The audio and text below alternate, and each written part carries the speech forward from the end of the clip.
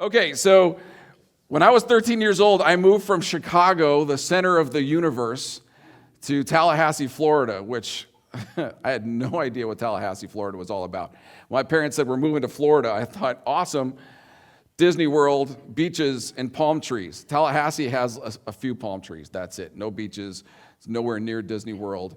And they were still angry in Tallahassee about having lost the Civil War 120 years after it was over. And I landed there, and I was in band class, and there was a kid named Shane that sat next to me, and Shane was like, where are you from, boy? And I said, boy, wow, Chicago. He's like, you ever see anybody killed? I said, well, every Tuesday, And he had this shirt that had a skull on it and a cowboy hat and the rebel flag flying behind it. And on the cowboy hat, it said CSA. And he's like, you know what this stands for? And I said, no. He said, the Confederate States of America. The South is going to rise again. He meant it, and so did a lot of other people mean it. When I went to the bus stop the first Monday morning of school, one of the kids came, and he said, in case any African Americans come, I'm sitting in the back of the bus. And he didn't use that phrase. He used a really horrible phrase, and I thought, where did my parents move me to? What is this place? Not only that, when I went to school, several of my teachers made it so that I had to call them sir or ma'am, If you called somebody a sir or a ma'am in Chicago, you were being a wiseacre, you might, So it was very difficult. Culture shock. I longed to be with my friends in Chicago. I spent my summers in Chicago. I got there like the day after school ended. And during the school year, I kept in touch with my friends the only way that you could in the 1980s, by phone and by actual letter. We didn't have email, there was no texting, there was no X or Twitter or anything. It was just good old-fashioned writing of letters. And so I did, because those people were my relational and spiritual hope. The idea that I would see them in the summer got me through the craziness of living in Tallahassee as a hated Yankee in what felt like the Deep South. So I stayed connected via letter. So that's what the Apostle Paul does here in Romans 1. He feels the same way. He writes to the believers in Rome. He can't wait to visit them. He can't wait to get there, even though he only knows a few of the believers in Rome. We know he knows of Rufus. He says Rufus is a choice man in the Lord. He had some knowledge of Rufus's family somewhere along the line. He knew Priscilla and Aquila because they had done things in Corinth together. They had worked as tent makers. They'd done ministry together, but that's about it. And because he knows so few people in Rome, he does all he can in the introduction to build a bond and to forge, a common ground with the Roman believers. He wants them to know that what he has to share is not only important, but that he's credible and that they can believe what he has to say, and so can we. And he wants to know, Paul also wants them to know how much he cares for them, which is truly, madly, deeply. He cares about these people in Rome, even though he didn't know all of them. So here in this next section that Betty wrote, Paul shares his heart, and he shares his concern for the church in Rome. And so right off the bat, why does Paul care so much about Rome? Very easy. Rome is the center of the known world. It's the capital of the Roman Empire. It's a very strategic place, kind of like Seattle. Seattle is a worldwide center of technology and underperforming baseball teams that disappoint me every year. That's what we are about. During the week, by the way, if you drive up here and you go over to like SpaceLink, no, I said that wrong, Starlink and SpaceX, there's like in the parking lot, Tesla. There's more Teslas per capita on the ridge during the week, I think, than anywhere in the world, right? So if the gospel took hold in Rome, it would go out through the known world. If the gospel took hold here on the ridge, same thing. It would go out to the known world. And so Paul understood the significance of reaching a city with the gospel. He had done that or tried to do that in several places: Corinth, Ephesus, Athens, cities that were centers of commerce and business and trade. And so Rome's the most strategic city of all. It's the capital of the known world. If the gospel caught on there, it would spread like wildfire throughout the Roman Empire.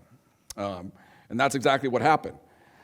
This letter alone, just this letter, no visit to Rome, just this letter has had an impact on millions of people We talked about it last week, John Wesley and Martin Luther put their faith in Jesus after having either read or had heard somebody else read the book of Romans. So millions of people have come to faith because of this 16-chapter letter that provides a clear understanding of grace, a clear understanding that a relationship with Jesus isn't about works, and also just very good doctrine and theology. And so Paul understood in writing this letter to Rome the significance of the gospel catching fire in Rome. But he also cared for each individual believer in Rome, whether he knew them or not. And I never thought of Paul as being somebody who had a big heart, but apparently he's kind of a softie, when it comes to the people that he was pursuing or people that were in the churches that he planted. He felt the joy that they felt. He felt the pain when they felt it. He shared in the wonder of their experiences, and he mourned with them when there was loss. And at the very core of who Paul is, he has a pastor's heart, which speaks to the power of the transformation of the gospel. Because remember, Paul, when he was Saul, was a murderous hater of Christians. He went from being a murderous hater of Christians to a creator of Christians, a producer of Christians. And he says here in verse 8, "Let me say first that I thank my God through Jesus Christ for all of you, because your faith in him is being talked about all over the world." He's thankful for them because they were missional. They were a missional church. It's kind of like a Captain Obvious thing to say that churches should be missional. We should all be missional. Every church should be missional. And that is to love God with all that we are, heart, soul, mind, and strength, love our neighbors as ourselves, and make disciples. Go and make disciples. As we're going, as we're living, make disciples here, there, and everywhere. That's a rephrase from me, from Matthew 28, but that's what Jesus tells us to do. Being on mission is all about sharing the gospel, making disciples. And the gospel is being shared in Rome. Lives are being changed. And the churches in Rome were growing. And as a result, the gospel spreading all around the Roman Empire, which made Paul's work easier and more impactful. So if he's not alone sharing the gospel, if the church is sharing the gospel and the gospel is being spread across the empire, that makes it a little bit easier for him. And it was possible for the gospel to spread so quickly because all roads did in fact lead to Rome and from Rome.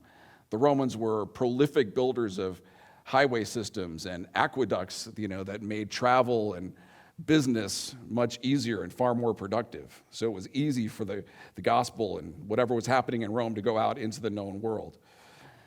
The Roman believers here, this church, they're a great model for us. We must also be missional. Everything we do, every program that we have, everything we decide to talk about should be about mission. It should be about advancing the gospel and making disciples. If it's not about those things, we have to wonder, should we do them? Why would we do them? So they're a great example for us. Also, we each have spiritual gifts, all of us, each one of us, regardless of where we are in our stage of life. We have spiritual gifts, and God has called us to use those gifts to make a difference in the lives of other people. Certainly, he has called us to use those gifts to build community, to share the gospel, to make disciples. So what does that look like? In Rome, it looked like they took those things very seriously and shared the gospel and made disciples. They were on mission. And churches that are on mission are high-impact churches. And I don't just say that as like a statement. That's been my experience. I've been in missional churches and then in churches that weren't so missional. And missional churches are high-impact churches. They share the gospel with their community, which we're going to do. We're starting Rooted next week. It's a 10-week series on building community and developing rhythms of discipleship, practices that help us grow deeper in our relationship with Jesus and one another. We're starting that next week. In the winter, we're going to start Alpha, which is all about faith. Why faith? Why should I believe in Jesus? Who is he? Why did he die for my sins? Phenomenal course for people who are interested in faith in Jesus. So churches on mission share the gospel with their community. Churches on mission experience life change and transformation and growth. Two of the greatest indicators of healthy, growing churches are baby dedications and baptisms, right? If young families are coming and lives are being changed because people are being baptized, then those are not the only signs, but they're definitely two signs of a healthy and growing church, a church on mission. And churches on mission have an impact that extends beyond their community. And we're in good shape there.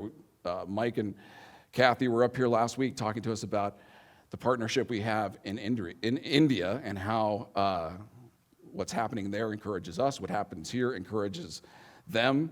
There's a lot more we can do to build that relationship, and hopefully we will. But our reach extends beyond our community. And it also has to extend in our community, which we're working on now. But we must be on mission. We have to be intentional about sharing the gospel and making disciples. To do that, to see fruit in doing that, we have to be people who are growing in our relationship with Jesus, not static, right? If we're static in our relationship with Jesus, we're comfortable as a Christian, or we're in receiving mode, like at this stage of my life, I'm just going to receive. I gave at the office, I gave before I retired, whatever we may be. It's difficult to get excited about sharing the gospel. But if we're going to share the gospel, if we're going to be an effective church, then we have to be passionate about our relationship with Jesus. The way that we get passionate about our relationship with Jesus is to explore that relationship together in the context of spiritual and biblical community. So small groups. Coming together into church on Sunday is a great thing. Actually, it's a good thing, but it's not great. A great thing is to come to church on Sunday and be in a spiritual community that encourages you. Because look how we're set up on Sunday. And Sunday mornings we're set up for you to look up here and hear from me.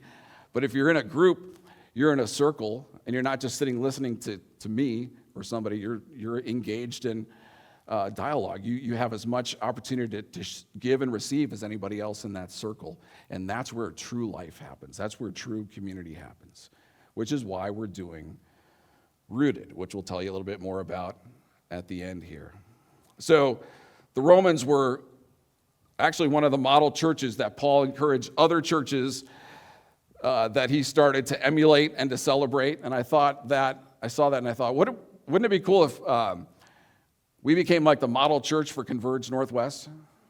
All the other churches in Converge Northwest looked at us and said, man, we want to be like them. Not because we want to be awesome, but just because it means we're on mission, that we major in what's important, that we major in sharing the gospel and making disciples, and we minor in turf wars and church drama and being religious more than we are relational, right? If we did that, we could be a model church in this district. Not that I care about that, but it would be cool. Verse 9, God knows how often I pray for you, he says. Day and night I bring you and your needs in prayer to God, whom I serve with all my heart by spreading the good news about his son. So until this letter was delivered to the Romans by Paul's friend Phoebe, they had no idea that Paul had been praying for them. But God still heard Paul's prayers, and God still responded to Paul's prayers, and God still worked in the Roman believers' lives and in the Roman churches because of those prayers, whether they knew that he was praying or not. Have you ever had somebody tell you that they've been praying for you? Like, hey, I was praying for you this week. And then you think back over the week at what you went through and realize, man, I bet that happened or this happened because so-and-so was praying for me at that moment. Prayer is powerful. And whether we know that we're being prayed for or not, God uses it to do things in and through our lives.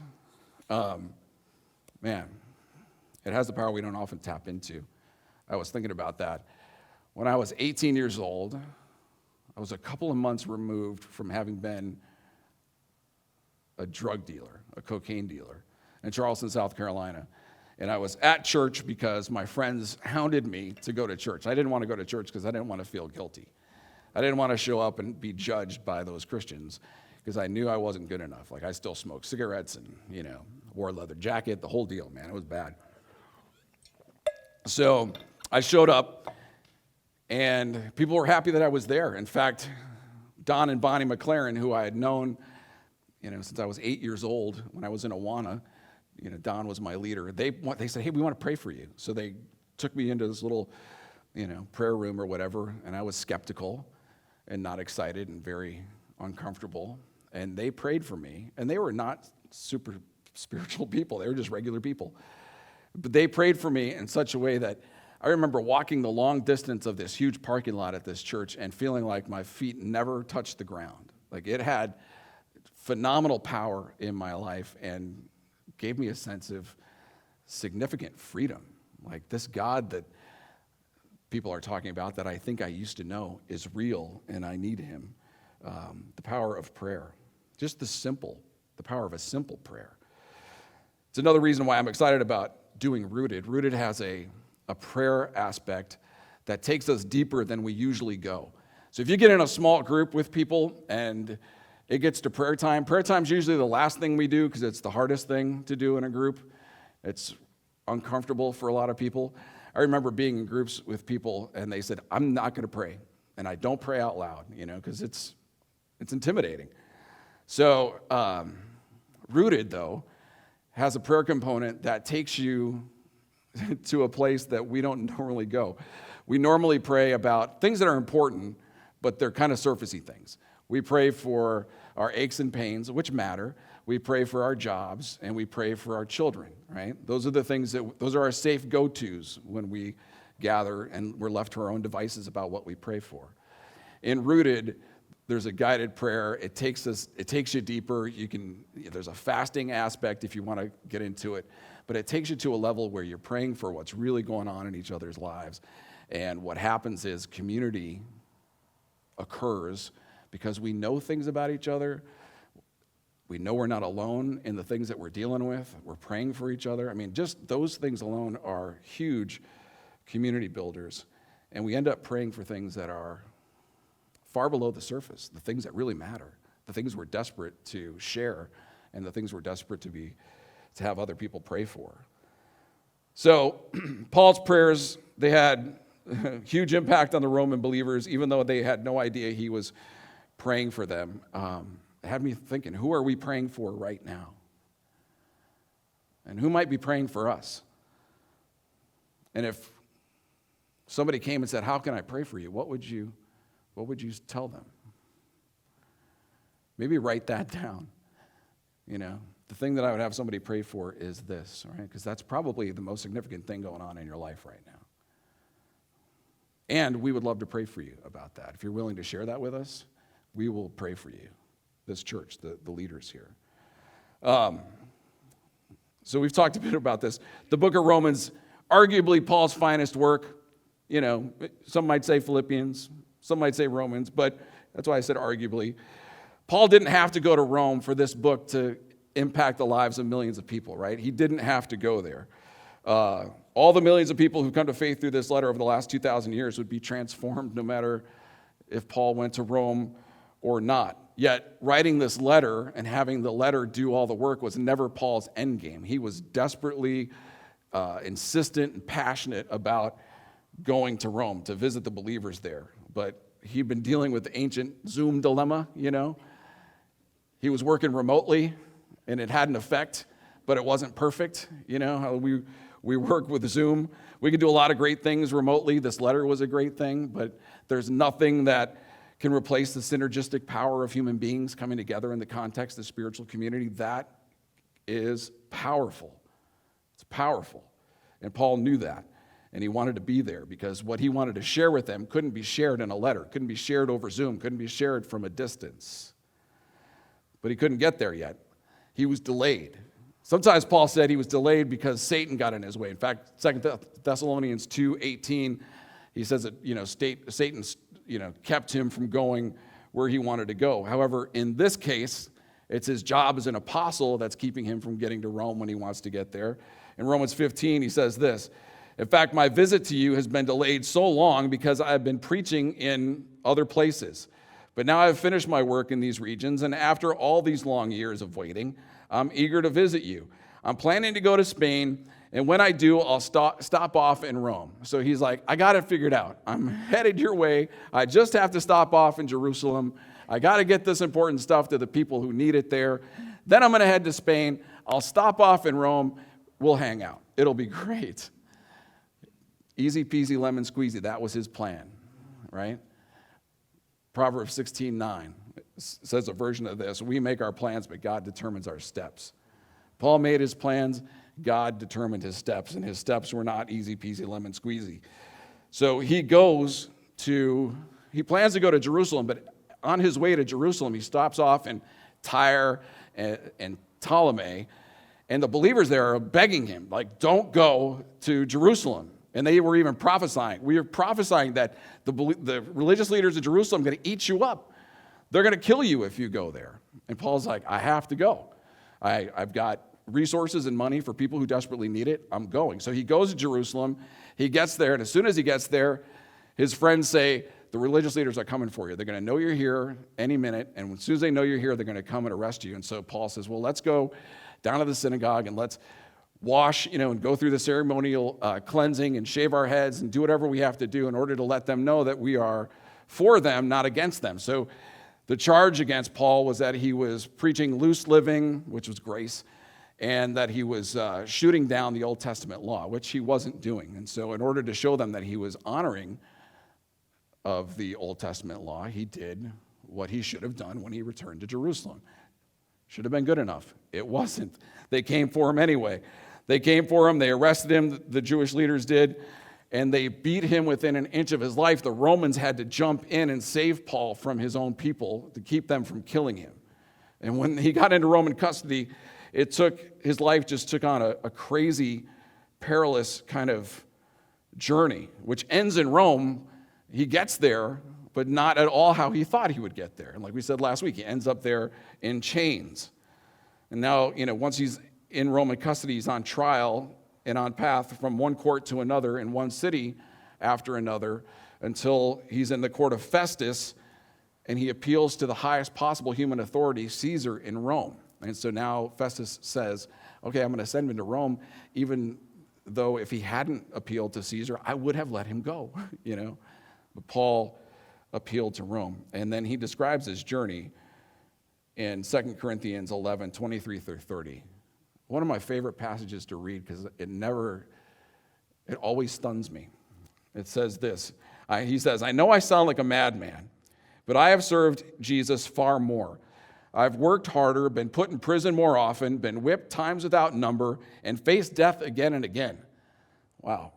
5 different times the Jewish leaders gave me 39 lashes. Remember last week we talked about this? 40 lashes were deemed, you may not recover.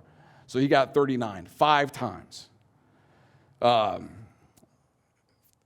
is this? Okay. 39 lashes. 3 times I was beaten with rods. Once I was stoned, not like Bill Clinton where he didn't inhale. These were like rocks thrown at him. He was 3 times he was shipwrecked. Once I spent a whole night and a day adrift at sea. I have traveled on many long journeys. I have faced danger from rivers and from robbers. I have faced danger from my own people, the Jews, as well as from the Gentiles. I have faced danger in the cities and the deserts and on the seas. He's not done. And I have faced danger from men who claim to be believers but are not. I have worked hard and long, enduring many sleepless nights. I have been hungry and thirsty and have gone without food. I have shivered in the cold without enough clothing to keep me warm. Then, besides all of this, I have the daily burden of my concern for all the churches. Who is weak without me feeling that weakness? Who is led astray, and I do not burn with anger? Paul feels. That's why I'm saying he's a softy, man. He feels what's happening in the lives of the people he cares about. And then he says, if I must boast, I would rather boast about the things that show how weak I am. God, the Father of our Lord Jesus, who is worthy of eternal praise, knows I am not lying. Like, that's his experience. I mean, halfway through that, not even halfway through, like, you'd wonder if he's thinking, am I in the wrong business? Does God really care about me? Does he really love me? Was it really Jesus that ambushed me? But he never lost heart. I'm sure it was tough. It was definitely tough. It was painful. It was agonizing at times. So much so that Jesus himself had to show up and tell Paul, you're going to make it.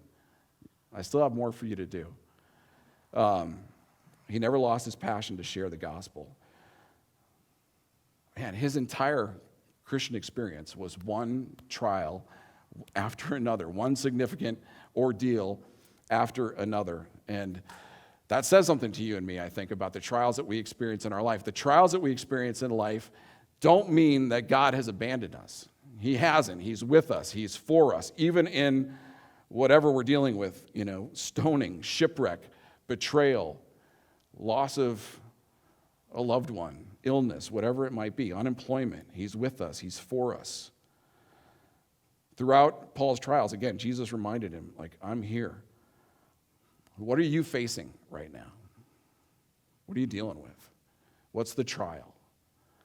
How is God showing up in the midst of that trial? What is he saying to you about who he is in that trial and what you mean to him? What might he be saying to you about that? And are we trusting him enough to see us through? Are we willing to trust him enough to see us through? So Paul had great love for the believers in Rome. And like we said, when he was Saul, he ruthlessly persecuted Christians. But here, like in the passage that I just read, he shows that he cares. He actually feels what's happening in the lives of the people in the churches that he's planted. He feels every victory, every defeat, every heartache. He loves them the same way that leaders in this church love you. I mean, you should hear the way Jake and Mike and Sam and Lori and Heather, how they talk, Steve, how they talk about you, how they feel about you. They love you the same way that Paul loves the people in the churches that he planted, he started. And he didn't take love lightly, Love was a significant thing for Paul. Love in the English language, leaves a little something to be desired, right? We love, what do we love? We love bagels.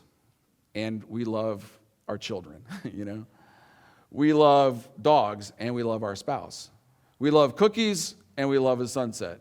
Love is, what does it mean? Sometimes it seems significant, sometimes not so much. Here's Paul's take on love from 1 Corinthians 13. If I gave everything I had to the poor and even sacrificed my body, I could boast about it, but if I didn't love others, I would have gained nothing. Love is patient. Love is kind. Love is not jealous or boastful or proud or rude. It does not demand its own way. It's not irritable, and it keeps no record of being wronged. It does not rejoice about injustice, but rejoices whenever the truth wins out. Love never gives up, never loses faith, is always hopeful, and endures through every circumstance. Because he believed that, that's the only reason he didn't give up when things got bad. I did a wedding a couple weeks ago and read this, and it just struck me what, again, this is what love is. Love is a commitment. Love is a decision. Love is a choice. Love is powerful. And Paul loved the believers in Rome deeply, deeply enough to give his life for them. For Priscilla and Aquila, for sure, Romans 16 says that it says they put their necks out for Paul. They risked their necks for Paul, And Paul was willing to give his life for the believers, whether he had met them or not. He's so deeply invested in their lives that he can't wait to get there. He can't wait to share this spiritual blessing with them. We don't know what that blessing is, but we certainly know, again, it wasn't something that would translate over space. It had to happen in the context of spiritual community. So he couldn't wait to get there. Verse 14, for I have a great sense of obligation to the people in both the civilized world and the rest of the world, to the educated and uneducated alike. So I'm eager to come to you in Rome to preach the good news. So he's obligated. He's indebted to them. Paul has a debt. His debt is sharing the gospel with the Gentile world. The way that he paid that debt was to actually go and share the gospel. And so he's deeply indebted to the world, basically, the non-Jewish world. If you've ever been in significant debt, you know how it feels. It is a huge weight on your psyche and your credit score, and it limits your freedom. And until you get out from under it, it's just a restricted, very restrictive kind of thing. That was Paul. He was restricted from freedom to do anything else other than to share the gospel, because that was the calling that Jesus put on his life. It was a debt that he had to pay, and he wanted desperately to pay it with passion. And so he says here in the ESV, the English Standard Version, Paul says, I share the gospel with Greeks and barbarians alike. What he means there is that the Greeks had Socrates and the Areopagus. They were the philosophers. They saw themselves as the wise and learned and the better than everybody else. Certainly better than the Romans. They were the barbarians. They advanced the world by force and violence and conquest. And yet Paul says, I'm indebted to both of them equally, no matter who you are, no matter what your background is, no matter how you see yourselves. And Jesus was like that. No matter who you are, I'm going to come after you with the gospel, the good news. And we would do well to emulate both Paul and Jesus. Make sure that class and station make no difference to us, that somebody's position in life makes no difference to us. We share the gospel with everyone. And when I say that, I say to myself and to all of us, we have to be careful not to let our politics inform our faith. Our faith should inform our politics, right? Not the other way around. So we can't eliminate a person or people or a group of people from the gospel because we don't agree with them politically, or we don't like the way that they live, or we don't agree with their life choices, right? The gospel is not reserved for people we approve of. And thank God for that, because some of us wouldn't be here if it was, right? I'm going to let that sit for a second. Are we willing to do that? In a country that's so divided, if we led with the gospel first and politics behind, man, that could be powerful. So Paul says in Romans 15, he preferred to go to places where the gospel hadn't yet been preached. So he was up for a challenge. He didn't want to go somewhere where like somebody else had come in and done all the work. I like doing that. I like coming into a place where like you guys had this all set up. All I had to do was show up and now let's go. You did the hard work. Paul wanted to do the hard work. He wanted to get in there from the very beginning. So I thought about that too. So what if I were to say, okay, now it's up to us to take the gospel like Paul did to places where it hasn't been preached, places where it's desperately needed, where nobody else is going. Where do we take it? Where is that? Think about that. Think locally and think globally. Where is it in this region that the gospel isn't being proclaimed? Who are the people that are not hearing the gospel message in this region? Who in the world needs to hear it? What will we do about that? What kind of influence or opportunity do we have with those that we're identifying as needing the gospel? That'd be an interesting conversation for a small group. Who are those people and what would we do? So Paul's willing to share with the civilized and the barbaric alike. Hopefully, as we journey this road together, we will be eager about sharing the gospel as well. Then he says in verse 16, I'm not ashamed of this good news about Christ.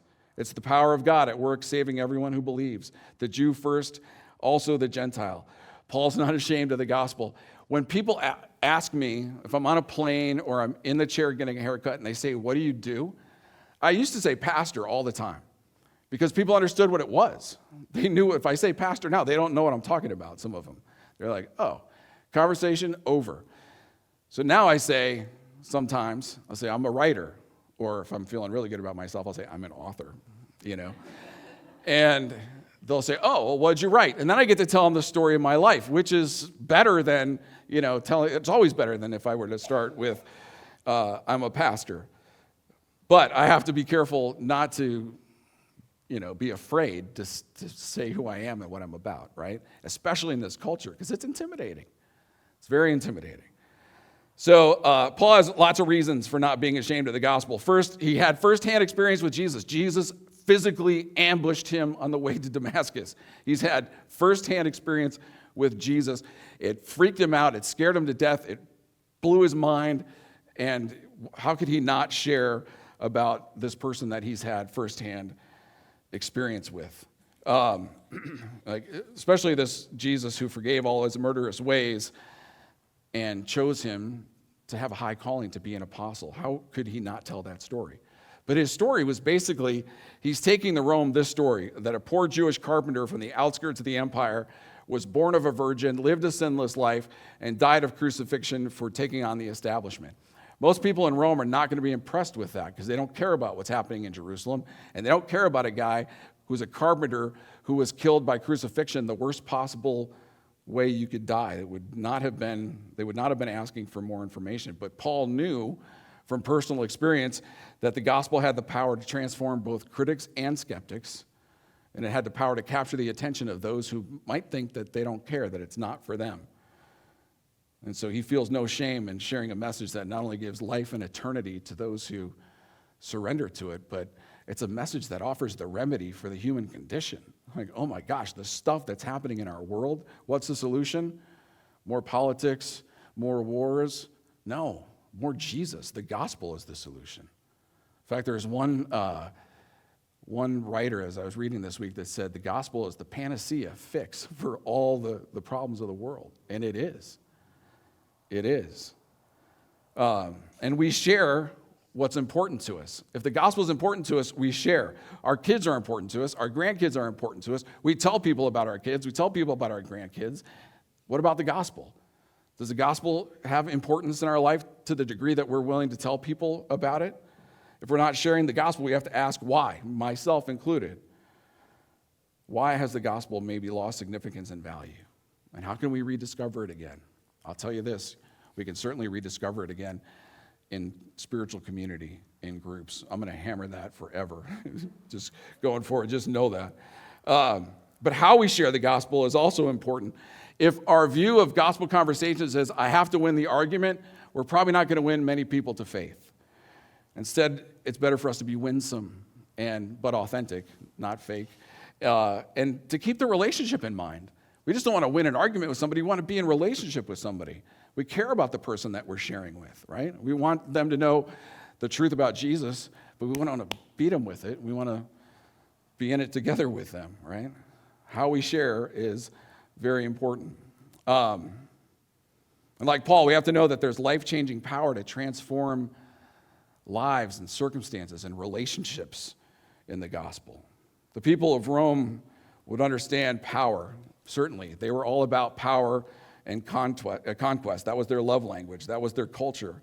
But much like Seattle, when Paul writes this letter, in recent years, Rome had fallen into decay. The philosopher Seneca said, Rome is a cesspool of iniquity, which means, like Seattle, it's ripe for the gospel, desperate for the gospel. If the church in Rome would rise to the occasion, if we would rise to the occasion, lives will be changed. Eternity is transformed. And the great thing about the gospel is it's available to everyone. Paul says, Jew first and then Gentile. Is this God's favoritism? Like he loves the Jews more than the Gentiles? No. It just reveals that Jesus came to the Jews. He was their Messiah. He was one of them. He showed up. He said, I'm here. I'm for you. And they said, no, you're not. We don't believe you. And they killed him. And then he went to the Gentiles through Paul and Peter and others. So he's not referring to favoritism, just the order in which things went. Warren Wiersbe says this, God does not ask people to behave in order to be saved, but to believe. That's the message of Romans. We don't have to be religious. We have to be faithful, trusting, believing, relational. In fact, verse 17 says just that. This good news tells us how God makes us right in his sight. This is accomplished from start to finish by faith. As the scriptures say, it is through faith that a righteous person has life. Through faith, not through doing, not through knowing, not through studying, not through behavior, through faith. And Paul uses the word righteous. If we have faith in Jesus, we are righteous. He uses that word or a version of it 60 times over 16 chapters. That's a lot. So the reality is if we believe in Jesus, God imparts his righteousness to us because of Jesus. So when he looks at us, we are righteous. We look at ourselves and we're broken, flawed, guilty. But God doesn't look at us that way. He looks at us and says, you're righteous because of Jesus, if we believe. How would our lives change if we just embraced that? If we stopped trying to gain God's favor and just embraced it? Would the gospel come alive for us a little bit more? Would it be easier for us to be on mission if that were true? We're bathed in righteousness because of Jesus. We've been lavished in grace, with grace, because of Jesus. Our identity is such a big thing these days. Our identity is child of God. That's a great identity. There's a lot of freedom in that identity, and there's a lot of power in that identity. And our mission is the gospel. Let's pray. Father, thank you for these verses and all that there is here. Thinking about the transition from where we are today to where we will be next week. In the first 17 verses, it's all introduction. And starting in verse 18, it gets very real.